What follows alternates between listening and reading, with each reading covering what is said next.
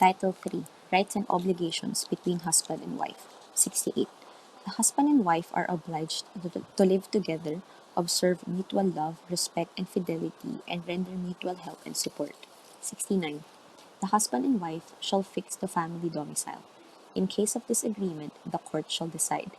The court may exempt one spouse from living with the other if the latter should live abroad, or there are other valid and compelling reasons for the exemption. However, such exemption shall not apply if the same is not compatible with the solidarity of the family. 70.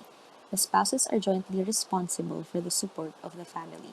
The expenses for such support and other conjugal obligations shall be paid from the community property and, in the absence thereof, from the income or fruits of their separate properties. In case of insufficiency or absence of said income or fruits, such obligations shall be satisfied from their separate properties. 71. The management of the household shall be the right and duty of both spouses. The expenses for such management shall be paid in accordance with the provisions of Article 70. 72. When one of the spouses neglects his or her duties to the conjugal union or commits acts which tend to bring danger, dishonor, or injury to the other or to the family, the aggrieved party may apply to the court for relief. 73. Either spouse may exercise any legitimate profession, occupation, business, or activity without the consent of the other. The latter may object only on valid, serious, and moral grounds.